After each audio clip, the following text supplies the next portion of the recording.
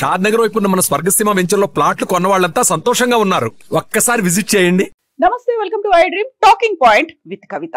Dharmasthala mass burial కి సంబంధించి తవ్వుతున్న కొద్దీ శవాల గుట్టలైతే బయటపడట్లేదు, కానీ సంచలన విషయాలు మాత్రం వెలుగులోకి వస్తున్నాయి. రోజుకో రకమైనటువంటి ట్విస్ట్ బయటపడుతోంది. ఇప్పుడు తాజాగా రైట్ టు ఇన్ఫర్మేషన్ యాక్ట్ కింద ఆర్టీఐ కింద సమాచారాన్ని సేకరిస్తే సంచలనమైనటువంటి విషయం ఒకటి బయటపడింది. అందులో ప్రధానంగా 2000 నుంచి 2015 మధ్య కాలంలో జరిగినటువంటి డెత్స్ కి సంబంధించినటువంటి రికార్డ్స్ అనేవి తగలబెట్టారు అనేటువంటి సమాచారం. ఈ సమాచారాన్ని జయంత్ అనేటువంటి ఈ వ్యక్తి ఆర్టీఐ ద్వారా సేకరించాడు. తాను కొన్నేళ్ల క్రితం 15 ఏళ్ల ఒక యువతి శవాన్ని వదిలేయడం, అలా అడవుల్లో వదిలేయడాన్ని నేను చూశాను. మామూలుగా ఒక కుక్కను కూడా అలా చనిపోయిన తర్వాత వదిలేయరు, దానికి కూడా ప్రాపర్ గా డిగ్ చేసి చేస్తారు. అలాంటి విషయానికి సంబంధించి నేను ఆర్టీఐ కింద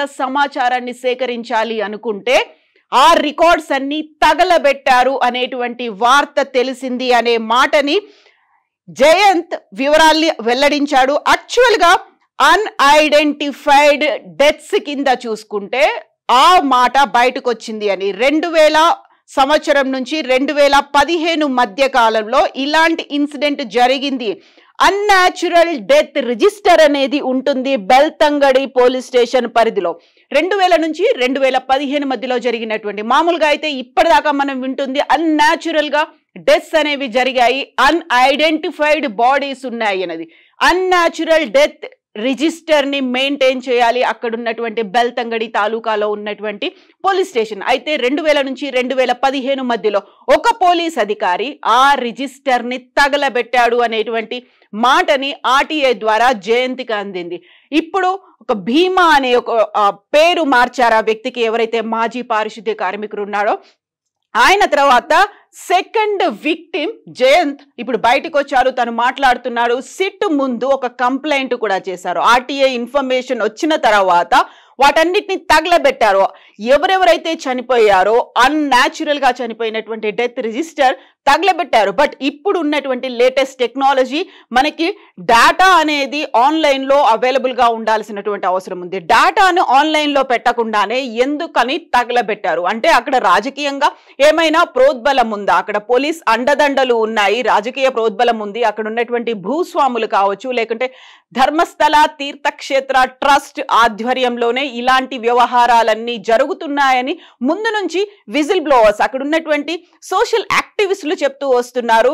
ఇప్పుడు మాజీ పారిశుద్ధ్య కార్మికుడు తోడు జయంత్ కూడా ఎంటర్ అయ్యారు. తాను 15 ఏళ్ల యువతిని, ఒక అమ్మాయిని తను అక్కడ ఖననం చేయడాన్ని చూశాను, అది కూడా ప్రాపర్ గా జరగలేదు అనేది. సో ఇలాంటి ఇన్సిడెంట్స్ చాలా జరిగాయి, నా కళ్ళ ముందే నేను చూశాను. ఎట్ ద సేమ్ టైం మిగతా కేసులకి సంబంధించి కూడా చాలా వరకు నేత్రావతి నదితో పాటుగా ధర్మస్థల పరిసర ప్రాంతాలు, ఉజిరే అనేటువంటి గ్రామం, వెస్ట్రన్ ఘాట్స్ లో ఇలాంటివి జరిగాయి, నేను నా కళ్ళతో చూశాను అని తన మాట చెప్తున్నప్పుడు సిట్ కి ఇప్పుడు అది ఇంకొక ప్రశ్నార్థకంగా మారింది. ఎందుకంటే 13 స్పాట్లని ఆ మాజీ పారిశుద్ధ్య కార్మికుడు చెప్పిన తర్వాత ఇప్పటిదాకా కేవలం ఒక ప్రాంతంలో 6వ ప్లేస్ లో మాత్రమే కొన్ని ఎముకలు దొరికాయి, అది కూడా తల లేకుండా ఉన్నటువంటి అస్థి పంజరం దొరికింది. సో 13 ప్రాంతాలకి సంబంధించి అవి అయిపోయిన తర్వాత ఇప్పుడు సరికొత్తగా సిట్ ముందు మరికొన్ని ప్రశ్నలు ఉన్నాయి. బట్ అనుమానాలు మాత్రం అక్కడ ఉన్నటువంటి స్థానికుల్లో విపరీతంగా కలుగుతున్నాయి. ఒక రిజిస్టర్ అనేది లేకపోవడం వల్ల అన్యాచురల్ డెత్స్ కి సంబంధించినటువంటి రిజిస్టర్ ని తగలబెట్టారు. దాని వెనకాల ఎవరున్నారు అనే దాంతో పాటుగా యాక్చువల్ గా 2011లో జరిగినటువంటి అనన్య భట్ మిస్సింగ్, తన తల్లి కూడా అదే మాట చెప్తూ వస్తోంది. అక్కడున్నటువంటి వెస్టర్న్ ఘాట్ లో విపరీతమైనటువంటి వర్షాల వల్ల ఆ సాయిల్ అనేది కొట్టుకొని పోయి ఉంటుంది. ఆ తర్వాత మళ్ళీ ఫారెస్ట్రేషన్ పెరిగి ఉంటుంది, అక్కడ ఉన్నటువంటి చెట్లు దట్టంగా పెరిగి ఉంటాయి.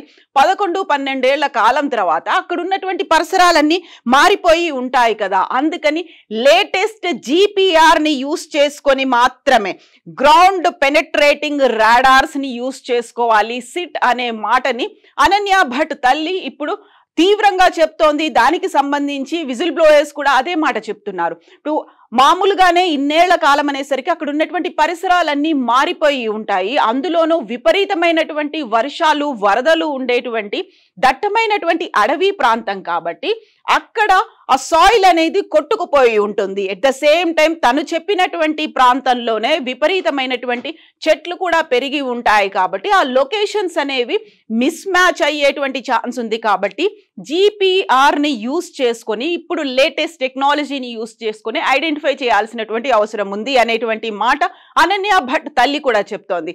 ఎట్ ద సేమ్ టైం ఇప్పుడు ఈ ఇష్యూ జరిగిన తర్వాత సరికొత్తగా వస్తున్నటువంటి అనుమానాలు ఎందుకని వందల సంఖ్యలో ఉంటాయని చెప్పినప్పటికీ అక్కడున్నటువంటి స్థానికులు ధర్మస్థల పుణ్యక్షేత్రంతో పాటుగా ఆ ప్రాంతంతో పాటుగా ఉజీరేలో ఉన్నటువంటి స్థానికులు కూడా అదే మాట చెప్తున్నారు. వందల సంఖ్యలో జరిగాయి, దశాబ్దాలుగా మేము ఇది చూస్తూనే ఉన్నాము అని చెప్పిన తర్వాత సో ఇప్పటికైతే 20 పారిశుద్ధ్య కార్మికులతో పాటుగా అక్కడ ఉన్నటువంటి అధికారులు, సిట్లో ఉన్నటువంటి బృందము అందరూ కలిసి దర్యాప్తు చేస్తున్నారు.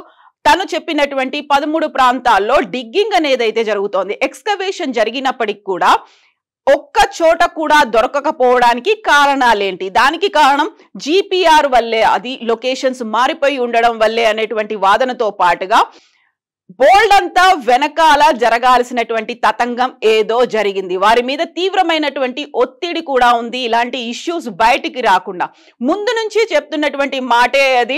యాక్చువల్ గా ధర్మస్థల తీర్థక్షేత్ర ట్రస్ట్ కూడా రాజకీయంగా అండదండలున్నాయి. ఎట్ ద సేమ్ టైం అక్కడ ఉన్నటువంటి భూస్వాములు, ధనస్వాములు, పవర్ ఉన్నటువంటి లీడర్స్ వీళ్ళందరికీ సంబంధించి కూడా అటు పోలీస్ కావచ్చు, ఇటు అధికారులు కావచ్చు, ఇటు రాజకీయ నాయకులు కావచ్చు, అండదండల వల్లే ఇలాంటి మతలబులు అనేవి ఇప్పటిదాకా జరిగాయి. బయటికి రానటువంటి రహస్యాలు బోల్డ్ అన్ని ఉన్నాయి అనేది. అటు భీమాతో పాటుగా ఇప్పుడు జయంత్ కూడా బయటికి వచ్చిన తర్వాత నేను సహకరిస్తాను, కావాల్సినటువంటి ఇన్ఫర్మేషన్ అంతా ఇస్తాను అని చెప్పినప్పుడు కూడా ఇప్పటికీ రాకపోవడం. సో గతంలోనే ఇలా ఒక పోలీస్ అధికారి ఆ రికార్డ్స్ అన్నిటిని తగలబెట్టాడు అనేది ఇంత ఆలస్యంగా చెప్పిన తర్వాత 2000 నుంచి 2015 మధ్య కాలం అంటే 10 ఏళ్ల తర్వాత ఇష్యూ బయటపడింది. కాబట్టి ఇప్పుడు ప్రభుత్వానికి ఒక పారదర్శకతను నిరూపించుకోవాల్సినటువంటి అవసరం అయితే ఉంది. ఎక్కడెక్కడ ఎంతమంది మిస్ అయిపోయారు? మిస్ అయిన వాళ్ళంతా చనిపోయారా? వాళ్ళంతా అత్యాచార బాధితులేనా? వాళ్ళు హత్య చేయబడ్డారా? ఎట్ ద సేమ్ టైం వాళ్ళందరినీ ఎక్కడెక్కడ తగలబెట్టారు, లేకుంటే ఎక్కడ ఖననం చేశారు? నేత్రావతి నది ఒడ్డులో ఎక్కడైనా విసిరేశారా? గతంలోనే చాలా వరకు చెప్పారు. అక్కడ ఉన్నటువంటి తోడేళ్లు కావచ్చు, నక్కలు కావచ్చు, అడవిలో ఉన్నటువంటి క్రూర జంతువులు ఆ డెడ్ బాడీస్ ని పీక్కు తిన్నాయి అనేటువంటి మాట.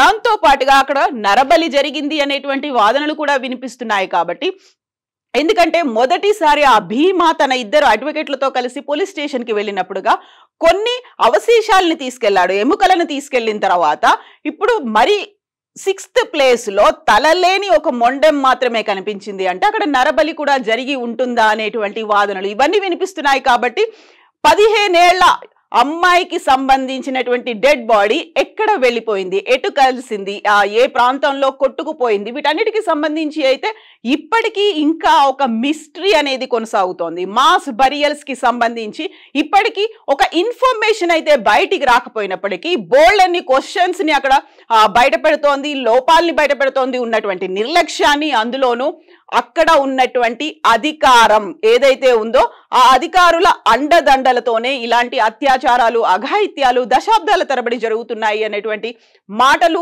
ఆరోపణలు కూడా వినిపిస్తున్నాయి. సో ఇప్పుడు సరికొత్తగా గ్రౌండ్ పెనిట్రేటింగ్ రాడార్ ని ఉపయోగిస్తారా, లేటెస్ట్ టెక్నాలజీని ఉపయోగించి చేస్తారా? యాక్చువల్ గా ఆ అధికారి ఎవరు అనేటువంటి వివరాలు కూడా బయటికి రాకపోయినప్పటికీ సో కర్ణాటక రాష్ట్ర ప్రభుత్వం ఏం చేయబోతుంది? ఒక సిట్ను అయితే ఏర్పాటు చేసింది. సిట్ ఆ 13 ప్రాంతాల్లో తవ్విన తర్వాత ఒకవేళ ఏమీ రాకపోతే నెక్స్ట్ ఫర్దర్ గా ఏం చేస్తారు? కేసుని క్లోజ్ చేసేస్తారా?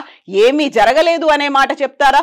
ధర్మస్థల తీర్థక్షేత్ర ట్రస్ట్ వాళ్ళకి ఎలాంటి సంబంధం లేదు అనే మాట చెప్తూ ఉంటారా? లేకుంటే అక్కడ వినిపిస్తున్న అనుమానాలన్నీ కేవలం అపోహలు మాత్రమే అనేటువంటి మాట బయటకు వస్తుందా? బోల్డని క్వశ్చన్ మార్క్స్ ఉన్నాయి.